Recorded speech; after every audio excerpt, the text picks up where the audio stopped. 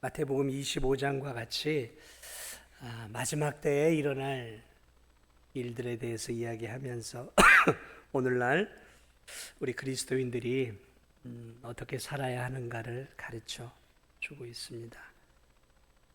여러분, 오늘 우리가 사는 이 시대는 어떤 시대일까요? 그런 고민들을 먹고 살기가 너무 바빠서 깊은 고민들을 하지 않을 수도 있겠지만, 저는 이렇게 8살 때 이제 신앙생활을 시작을 하면서 50년이 넘게 50년 가까이 이제 신앙생활을 해온 거죠. 그러면서 오늘 이 시대를 보면서 지금의 이 신앙생활하는 이 시대가 굉장히 위기의 시대라는 것들을 많이 느끼게 됩니다. 어쩌면 이제 제가 목회 최일선에서 여러분들을 섬기기도 하고 때로는 끌어가야 하는 영적인 어떤 선봉장의 위치에 있다 보니까 그럴 수도 있겠죠. 오늘 이 세상을 바라볼 때 오늘 이 세상은 생각보다 심각하게 균형을 잃어가고 있습니다. 균형을 잃어가고 있어요. 나라 자체가 교회 이런 것들 자체가 옛날에 비해서 균형을 잃어버리고 많이 무질서하고 무너져 가고 있습니다. 특별히 그리스도인의 삶도 마찬가지인 것 같아요. 오늘 이 예수님이 주시는 이 말씀은 비그리스도인들, 그러니까 신앙생활을 안 하는 사람들에게 주는 말씀이 아니에요. 오늘 이 말씀은 제자들에게 주는 말입니다. 제자들에게. 그러니까 신앙의 최일선던, 당시에 신앙의 최일선에 있었던, 앞으로 예수님이 승천하신 이후에 기독교계, 세계 기독교계를 이끌어가야 할 리더들에게 하신 말씀이고 제자들에게 하신 말씀이에요. 그런데 이 말씀이 상당히 좀 뭐라 그럴까요? 이게 앞으로 전 세계 교회를 이끌어가야 할 사람들에게 주어지는 말씀이 맞나 할 만큼 이 말씀은 너무 좀 어떤 면에서 보면 충격적인 말씀이에요. 왜냐하면 34절을 보면 예수님이 너희는 스스로 이렇게 조심하라 하면서 뭐라고 얘기하고 있냐면, 조심하지 않으면 너희들도 방탕하게 살고 술 취하게 되고 생활의 염려로 마음이 둔하여질 것이다. 이 세상 사람들의 전형적인 삶의 특징이 너희들이 긴장의 끈을 놓치면 너희들도 똑같이 살게 될 거라는 거죠. 좀 충격이죠. 이게 술 취한다라는 거, 방탕한다라는 거, 이게 믿지 않는 세상 사람의 이야기가 아니라 믿음을 갖고 있는 성도들이 이 세상 속에서 긴장의 끈을 놓치고 안일하게 신앙생활하면 여지없이 세상 사람들, 우리가 어떻게 저렇게 살아, 왜 저렇게 살지? 라고 인상을 찌푸리고 있는 세상 사람들의 우리가 혐오할 만한 그러한 삶을 우리가 살게 된다는 거죠. 우리가. 그 중에 하나가 뭐예요? 술 취함이에요. 술 취함. 이게 이제 마지막 때에 성도들 속에도, 긴장의 끈을 놓치고 살아가는 성도들 속에도 생각보다 많은 사람들이 술에 취해 있다는 거예요. 모르겠습니다. 우리 교회 성도들이 몇 프로가 술을 마시고 있는지는 잘 모르겠어요. 모르겠습니다. 네. 비행기를 좀 타다 보면 좀 뭐라 그럴까요? 이번에도 비행기를 탔는데 스튜디오스가 이렇게 음료수를 끌고 이렇게 이제 통로를 다니잖아요. 뭘 드시겠냐고 이렇게 하면서 물어봐요. 뭐 코크, 뭐 사이다 그러면서 이렇게 보여주는데 거기에 술도 있더라고요. 포도주도 있고. 제가 20대 때는 비행기를 타면서 그 스튜디오스가 주는 거 마셨을까요? 안 마셨을까요? 20대 때. 네. 20대 때는 제가 한번 마셔봐야지 하고 포도주를 한번 마셔봤어요. 교회에서 주는 포도주하고 다르더라고요. 교회에서 주는 포도주는 포도주가 아니라 뭐예요? 포도주스예요. 포도주스. 조금 알코올 어떤 교회는 알코올 성분이 조금 있는 교회들이 있어요. 왜냐하면 이게 이제 직접 담그잖아요. 담그다 보니까 발효가 된. 이렇게 다니다 보면 술을 마실 수 있는 기회들이 그리스도인들에게 아니 목회자에게도 자주 노출이 돼요. 자주 노출이 되더라고요. 조금만 이제 벗어나서 해외로 가게 되어지면 술 마실 수 있는 기회들이 더 많아지더라고요. 목회자들에게도. 하물며 뭐 목회자가 아닌 성도들에게는 오늘날 이게 술 마실 수 있는 기회들이 얼마나 많습니까? 그래서 성도들 가운데도 가까웠던 사람들이 성도들 가운데 집에서 부부가 교회에서는 집사님들이 오고 그랬는데 집에서 부부가 주일날 끝나고 가서 저녁에 다 분위기 잡고 짠 하고 이렇게 뭐 어떻게 타는 게 뭐 샴페인 한잔 하는 게 어떻단 말이죠. 네. 그렇죠. 샴페인 하는 게 뭐 한잔 하는 게 어때요? 포도주 한잔 하는 게 뭐 어때요? 뭐 그거 사실 마신다고 뭐 천국 가고 지옥 가고 뭐 그거 상관없잖아요. 아마 성경에 어디 뭐 술 한잔 하지 말라는 얘기가 어디 있습니까? 그래요. 그래요. 술 마신다고 뭐 직분이 떨어져 나가는 것도 아니고 술 한잔 좀 한다고 뭐 더 건강이 좋을 수도 있죠. 네. 디모데가 위장병에 걸렸을 때 2000년 전에 바울도 야, 너 좀 약으로서 포도주를 좀 사용해라. 그런 말도 있어요. 네.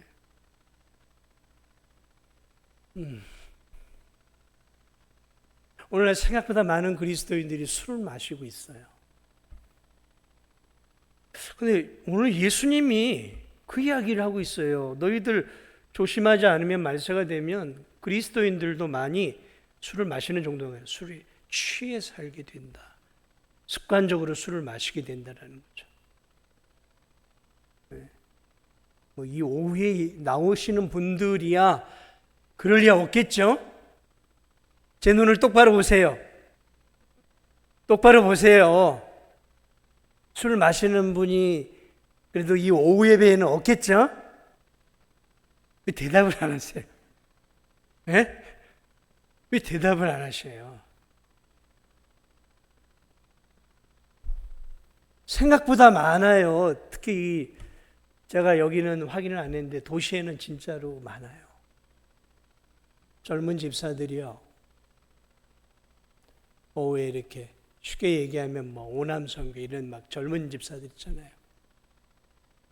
나가서 모이면 술집에서, 맥주집에서, 호프집에서 그렇게 만나요.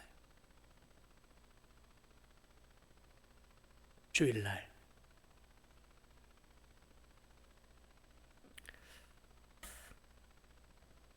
이렇게 얘기를 드리는 것은 주님의 말씀이니까 하는 거예요. 주님의 말씀이니까.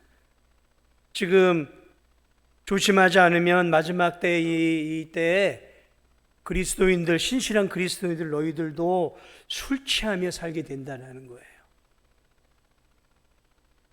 네. 아마 여기 계신 분들은 아시겠죠. 성도들 누가 먹는지 안 마시는지 다 아시겠죠. 저는 알려고 하지 않습니다. 알면 제가 시험 드니까 그냥 그런 것들은 알려고 하지 않아요. 오늘 이 시대는 술을 권하는 시대죠. 젊은이들이 직장에 들어가고 대학에 들어가면 바로 술을 권합니다. 동아리 모임이든 직장에서든 회식이든 그냥 술이에요. 술. 무슨 동창회 모임이든. 여러분 아실 거 아니에요. 모든 모임이 술판입니다. 술판이에요. 아니에요? 진도는 아닙니까? 그러면 거기서 여러분들은 어떤 자세들을 취하고 계세요? 저도 어쩔 수 없이 믿지 않는 학부모들과 우리 아이 때문에 믿지 않는 학부모들과 교제를 어쩔 수 없이 한 적이 있었어요. 우리 막둥이가 시바죠. 우리 시바가 잠시 럭비를 한 적이 있잖아요. 지금은 하지 않지만. 그래 그 학부모들하고 아니나 다를까 그냥 술을 마시는 자리에 가더라고요. 제가 목사인 걸 다 알아요. 술은 권하지는 않는데 코치도 감독도 학부모들도 서로가 막 이렇게 술을 권하고 이게 이제 분위기를 조성하는 거죠. 그래서 참 우리 성도들 쉽지 않겠구나. 모든 모임이 동창회 모임, 무슨 모임이든 참 그리스도인들이 쉽지 않겠구나. 조금만 틈을 보이면 그리스도인들도 적절하게 그냥 타협하면 그저 한두 잔 기분 맞춰주면서 마실 수 있겠구나. 그러다 한두 잔이 두세 잔이 되고 한 달에 한 번이 일주일에 한 번이 되고 일주일에 한 번이 이제 매일의 습관이 되어지는 것이죠. 이게 이제 믿음이 약해져 갈 때, 세속화되어지는 세상 속에서 내 믿음이 약해지고 세속화되어질 때 성도들에게 나타나는 전형적인 삶의 하나의 특징이라는 거예요. 술. 여러분이 혹시 여러분 가운데도 어쩔 수 없이 이렇게 가끔 한다고 하면 그거 끊어야 됩니다. 왜냐하면 왜 끊어야 되냐면 그게 점점 더 이제 빈도가 잦아지게 되어져요. 그래서 끊어야 됩니다. 그래서 절대로 여러분은 진도중학교 교인들은 평생의 입에 술을 대지 마세요. 아예 대지 마세요. 그게 구원 때문도 아니라 그게 내 신앙의 경건을 갉아먹고 나 자신을 세속화하고 세상 사람들 앞에서 세상 사람들이 나를 우습게 알아요. 겉으로는 안 그래요. 그러나 여러분이 그들과 술을 한두 잔 마시기 시작하면 사람들은 여러분을 경건한 그리스도인으로 보지 않아요. 겉에서는 너 참 이렇게 할 줄 있지만 여러분이 술을 세상 사람들 앞에서 마시는 그 순간 여러분이 믿고 있는 하나님과 예수 그리스도의 존귀와 영광은 그때부터 산산조각이 납니다. 잊지 마십시오.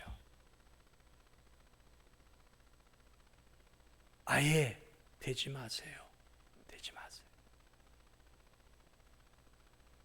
여러분의 자녀들이 여러분의 손주들이 직장에서 이렇게 할 수 있을 수 있습니다. 그런 것들을 알 때 잘 권면해야 합니다. 주님의 말씀이에요. 주님의 말씀. 제 얘기가 아니에요. 이게 말세에 드러나는 중요한 삶의 특징이에요. 성도들이 술에 취해 사는 거예요. 노아의 시대가 그랬죠. 노아의 홍수가 있기 전에 술 취하는 시대였어요. 여러분, 노아가 그 시대에 유일하게 살아남았잖아요. 그 가족이. 그런데 살아남아가지고 가장 먼저 저지른 범죄가 뭔지 아시죠? 술 취했어요. 술 취했다고요. 롯이 소돔과 고모라에서 살아남았잖아요. 살아남아서 가장 먼저 저지른 범죄가 뭔지 아세요? 술 취했어요. 딸들이 따라주는 거 먹고 술 취해서 딸들과의 관계를 통해서 모압과 암몬이라고 하는 족속이 태어났잖아요.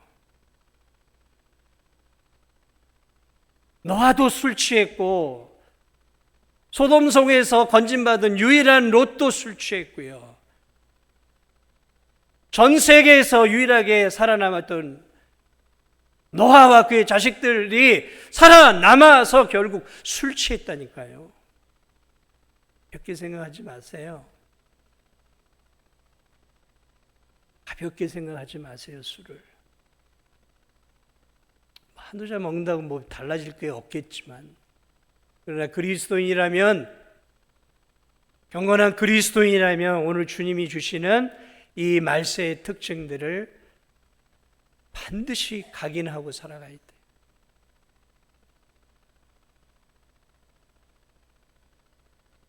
또 하나가 있습니다. 그리스도인들이 마지막 때가 되면 방탕하게 된대. 방탕하게. 방탕이 뭡니까? 이걸 다른 말로 보니까 흥청거리며 산다는 거예요. 흥청거리며. 절제하지 않고 무절제하게 살아가는 거예요. 뭐 술 취하는 것도 무절제하는 것이죠. 방탕하게 사는 것은 먹고 마심에 있어서 방탕하다라는 거예요. 그냥 막 뭐라 그럴까, 감각적으로 즐기고 너무 많이 먹고 너무 많이 마시고 너무 많이 즐기며 사는 거예요. 오늘 이 시대가, 이 마지막 때가 그런 시대예요. 이 대한민국을 보니까 먹을 게 넘쳐나는 시대, 먹을 게 넘쳐나는 시대. 뷔페에 가서 이렇게 저도 보면 사람들이 막 갖고 와서 먹고, 맛없으면 반 접시든 한 접시든 이렇게 또 가가지고 가져오고. 참, 이게 정말 한국의 병이구나. 언제부터 이렇게 우리나라가 잘 살았다고 이렇게들 하나. 우리 성도들 식당에서 밥 먹을 때 식당에서 나눠주시는 분들도 너무 많이 주지 마세요. 아주 맛있는 거 말고는 너무 많이 주지 마세요. 그리고 받아서 먹는 분들도 할 수 있으면은 깨끗하게 다 드시려고 애를 쓰세요. 물론 어쩔 수 없으면 남겨야 되지만, 우리 교회도 보면 너무 많이 버려요. 너무 많이 버려요. 그거 피 같은 거 아닙니까? 네. 세계에는 정말 못 먹어서 굶어 죽어가는 사람들이 많은데, 교회 성도들이 먹을 것들을 그렇게 남겨서 버리는 게 저는 사실 좀 죄스러워요. 죄스러워요. 그래서 우리가 줄 때도 적절하게 줘야 되고, 받을 때도 조금만 달라고, 내가 먹을 만큼만 해서 하고, 받으면 할 수 있으면, 특별한 경우가 아니면 쉽게 다 먹어서 남기지 않도록 해야 돼요, 사실은. 우리 너무 잘 먹어요. 너무 잘 먹습니다. 너무 많이 먹어요. 너무 많이 먹어요. 저도 너무 많이 먹어요. 성도들이 주시는 것들이요. 배가 많이 나왔어요. 저 여기 올 때는 그렇게 배 안 나왔거든요. 지금 배가 나도 모르게 많이, 너무 죄송스러운 거예요, 하나님께. 기름지게 잘 먹은 거예요, 잘 먹은 거예요. 성도들의 사랑이라고 그냥 넙죽넙죽 제가 받아 먹다 보니까 이렇게 됐어요, 제가. 네, 감사함으로 먹지만 너무 잘 먹어요. 이렇게 선교지들을 다니다 보면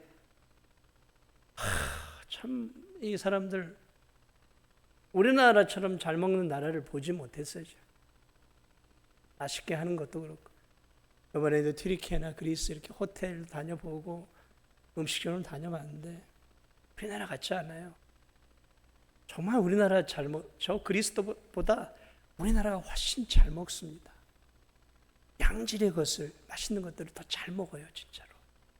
튀르키예는 말할 것도 없고요. 우리가 진짜 잘 먹고 잘 살아요. 방탕이라는 말은 그런 거예요. 너무 많이 먹고 너무 많이 놀고 너무 많이 이렇게 사는, 얼마나 놀기 좋아합니까? 누가 절이 되고 그런, 요즘은 이렇게 이제 그런 어떤 노는 것들을 아주 장려해가지고 이렇게 하면 며칠씩 더 놀 수 있도록 막 임시 공휴일들을 막 껴놓는데, 제가 볼 땐 그거 하나님 기뻐하지 않을 것 같아요. 나라 경제 살려보겠다고 하는데 그거 한다고 무슨 경제가 살아납니까? 경제가 살아나려면 기간 산업이 일어나고 제조업이 일어나고 그래서 경제가 살아나지, 20만 원씩 이렇게 준다고 경제가 살아나냐고요. 그때 그냥 주면 그거 쓰는 거 잠깐이 아니겠어요. 그런 식으로 경제가 살아나는 거 아니에요. 너무 이제 우리나라도 자꾸 더 잘 먹고 더 잘 쓰도록 이렇게 막 유도를 하는데, 주 5일 근무만 해도 충분한데 이제는 주 4일도 생각을 하고 있고, 쉬는 날도 적지 않은데 이제 그 쉬는 날과 쉬는 날 사이가 비면 그날까지 쉬게 해가지고 5일, 6일, 9일, 10일까지 쉬게 우리나라가 놀자라는 거예요. 놀자라는 거예요. 이 대한민국이요, 제가 볼 땐 지금 정상이 아니에요. 대한민국이 제가 볼 땐 정상이 아니에요. 제가 볼 땐. 이렇게 가서는 안 돼요. 제 눈에 보기엔 그래요. 이런 식으로 정치하면 안 돼요.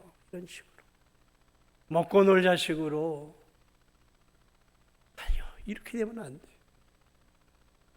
지금 이 대한민국은 자꾸 놀고 먹을 수 있도록 뭔가를 자꾸 열어주고 있어요.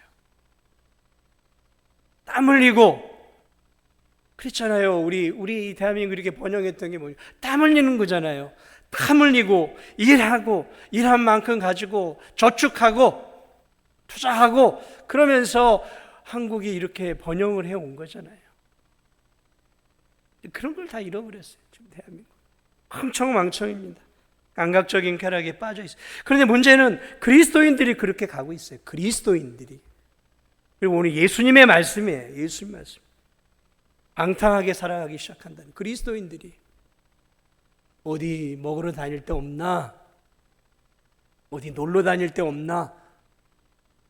그리스도인들이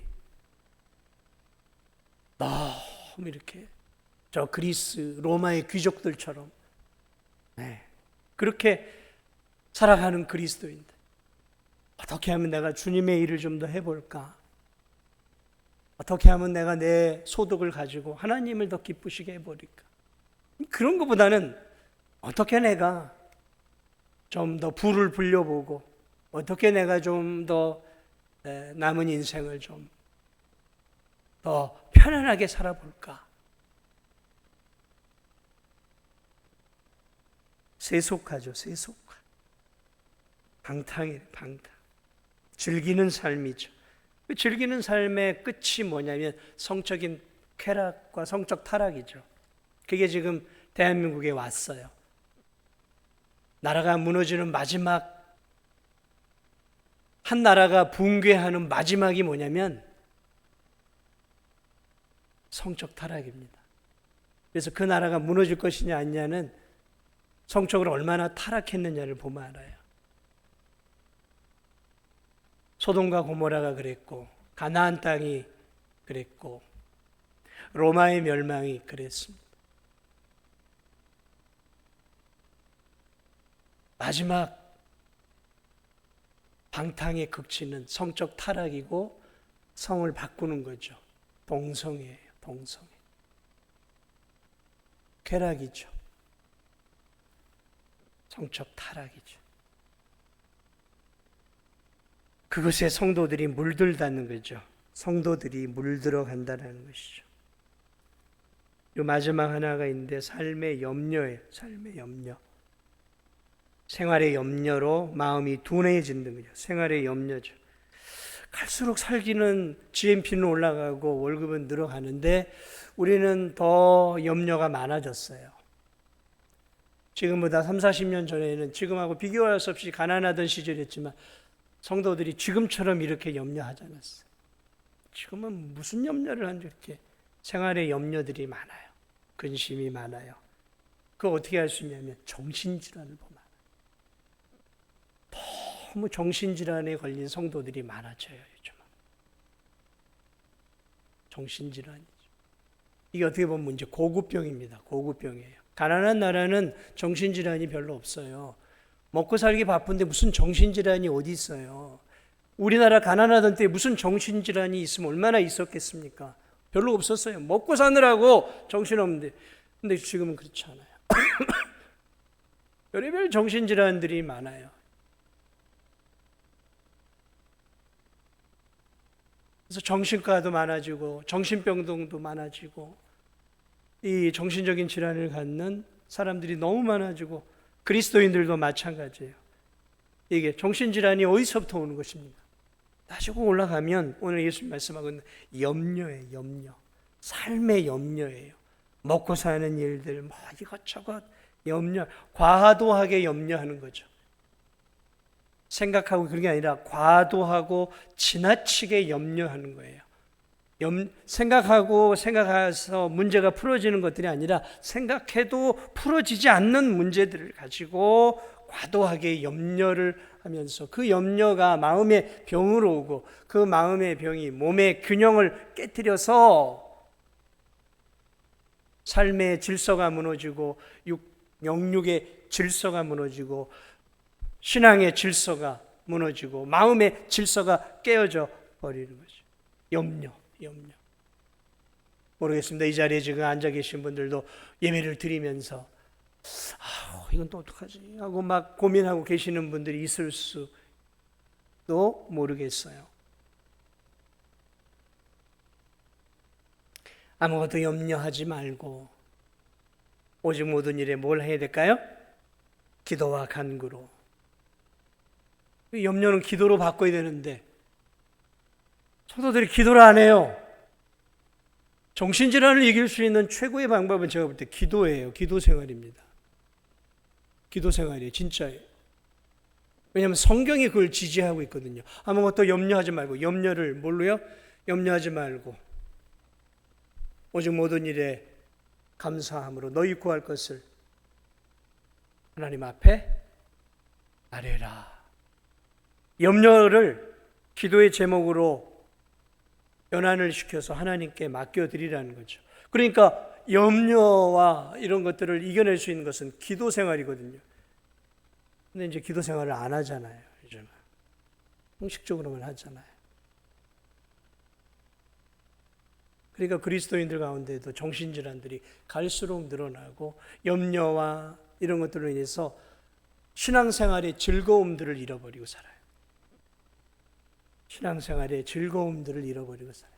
영적 기쁨들을 잘 누리고 살아가지 못해요.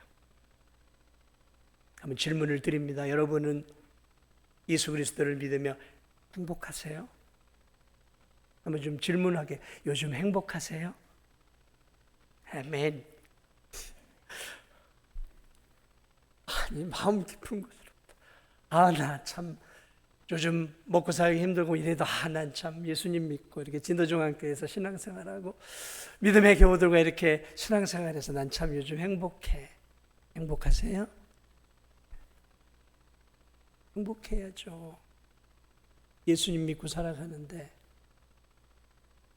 건조하고 삶이 메말라 있어요. 그걸 어떻게 할 수 있을까요? 얼굴을 보면 알아요. 눈동자를 보면 알아요. 눈동자를 보면 알아요. 저분이 삶은 힘들어도 생명력이 있는 그런 신앙생활을 하고 있는지, 아니면 근심하면서 주여 아버지 하고 세상의 모든 염려와 근심을 혼자, 지구의 모든 염려와 근심을 혼자 짊어지고 가는 것처럼 만물의 피로함을 느끼면서 고대 그리스의 철학자들처럼 막 이루고 살아가는 성도들. 성도들은 철학자가 아닙니다. 우린 철학자가 아니에요. 우린 신앙인이죠. 우린 인생의 답을 갖고 있잖아요. 인생의 답을 갖고 있잖아요. 예수 그리스도. 예수 그리스도. 인생의 답을 갖고 있는데 그게 매치가 안 돼요. 내 삶과 내 지식과 내 삶이 매치가 안 돼요. 그러니까 여기서 뭐가 오냐면 드라이한 삶이 오는 거예요. 건조해요. 저 비가 서너 달 안 온 논바닥이나 저 메마른 산처럼 성냥만 갖다 대면 확 불이 오를 것 같아. 건조해요. 그런 성도들은 제가 조심해요. 왜 조심하는지 아세요? 가까이 갔다가는 확 분노의 불이 나한테 붙을까 봐 조심해요. 제가 어떤 사람한테 가까이 가는지 아세요? 은혜로우신 분들. 저분한테 가면 저분의 은혜가 나한테 올 것 같은 분들은 가능하면 좀 가까이 가요. 조금만 뭐 하면 그냥 그런 분들은 저도 조심스러워요. 저도 사람인지라 조심스럽다니까요. 괜히 불똥이 나한테까지 튀면 안 돼. 사랑하는 여러분, 마지막 때에 우리에게 주어지는 일들을 예수님 말씀하고 있어요. 어떻게 해야 우리가 술 취함, 흥청거리고 막 먹고 마시고 놀고 즐기는 삶, 삶의 염려, 이런 것들은 결국 우리의 신앙을 무디게 만들어서 무디게 가는 거죠. 무디게 만들어요. 감각이 없어요. 그러니까 이 세상을 봐도 잘 분별을 못해요. 이 정치를 보고도 지금 이게 뭐가 옳은 건지 그른 건지 영적인 시각으로 보질 못하고, 지금의 경제를 보고 사회 현상들을 바라보면서 지금이 어느 시대인지 뭐가 문제인지에 대한 그런 감이 안 와요. 감이 없어요. 감이. 이게 영적으로 무뎌져요. 그 어디에만 촉수가 발달되어 있냐면 돈 버는 일에, 그리고 즐기는 일에, 이 두 가지에 이제 집중되어 있는 거죠. 다른 데는 무뎌져요. 돈 버는 일과 잘 먹고 잘 살고 즐기는 일에만 이 감각이 발달하게 되어지는 거죠. 그러면 살아있는 그리스도인이지만 영적으로 죽어가는 그리스도인이 되는 것이죠. 그래서 오늘 예수님은 뭐라고 이야기하고 있냐면 36절에 이 모든 일을 능히 피하고 인자 앞에 서도록, 하나님 앞에 우리가 마지막 때 바르게 서도록 항상 기도하며 깨어 있으라. 두 가지 방책을 이야기합니다. 하나는 깨어 있는 것이고 하나는 기도하는 것입니다. 기도의 중요성은 더 이상 우리가 말하지 않아도 알겠죠. 다 알이라고 생각합니다. 사랑하는 여러분, 기도해야 합니다. 기도해야 염려를 이길 수 있습니다. 기도를 통해 우리의 영을 맑게 하고 깊은 기도로 들어갈 때 시대를 분별하게 되어지고, 기도할 때 지혜를 얻고, 기도할 때 능력을 힘입고, 기도할 때 환경은 바뀌지 않아도 내가 바뀌어요. 내가 이 시대를 이겨갈 수 있는 영역이 생기고, 지력이 생기고, 지혜가 생기고, 또 견딜 수 있는 힘이 생기는 거죠. 기도해야 합니다. 기도하십시오. 사랑하는 여러분, 예수님의 방책이에요.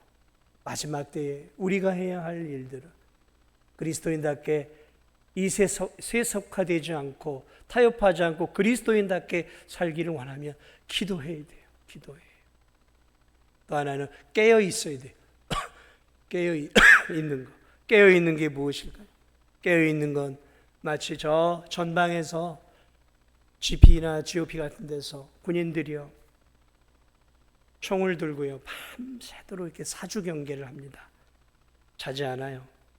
부스럭거리는 소리가 나면 거기에 총구를 들이댑니다. 부스럭부스럭거리면. 이게 깨어 있는 거죠.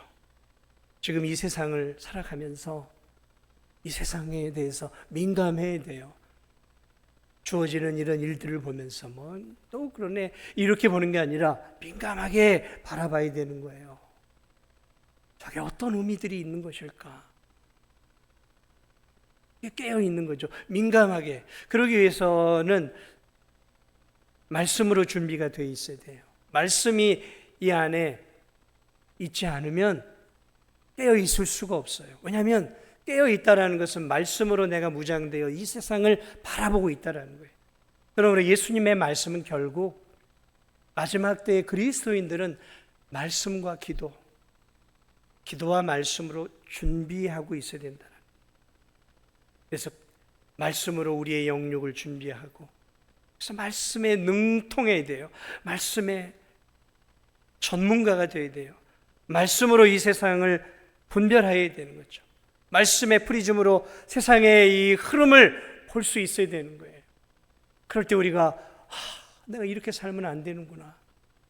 그리고 또 엎드려 기도하게 되어지고, 기도하며 하나님의 자녀답게 다시 한번 우리 자신을 무장하는 거죠.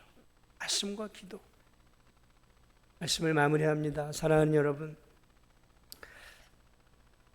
오늘 우리는 신앙생활하기 너무 어려운 시대에 살고 있어요. 저도 목회하기 너무 어렵습니다. 옛날하고 너무 달라요. 순수한 신앙인들이 아니에요, 솔직히 얘기하면. 옛날에 70년, 80년대 신앙인들하고 달라요. 순수하지 않아요. 목회자들도 순수하지 않고 성도들도 순수하지 않아요.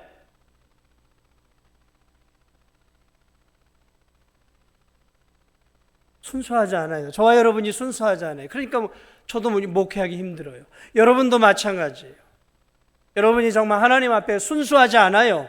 그러니까 쉽지 않아요, 신앙생활. 그리고 세상이 순수하지 않아요. 그러니까 부대껴요. 우리 모두가 부대끼며 살아가고 있어요. 그러나 그럼에도 불구하고 오늘 우리가 마지막 때가 가까움을 기억하면서 다시 한번 순수하지 못한 우리의 신앙을 다시 한번 말씀으로 기도로 정화시켜가면서 이 세상 속에서 봉화되지 않고 말씀으로 늘 무장해서 주님 앞에 서기까지 우리 자신을 주님 앞에 서기까지 부끄럽지 않은 모습으로 서기 위해서 날마다 분투하고, 저 프로 선수들이 날마다 뼈를 깎는 노력으로 자기 자신을 준비하는 것처럼 우리도 그리스도인으로서 하루하루를 그렇게 잘 준비하면서 하나님 앞에 좀 더 나은 모습으로 설 수 있는 저와 우리 성도들이 되시기를 주님의 이름으로 축복을 드립니다. 우리 찬송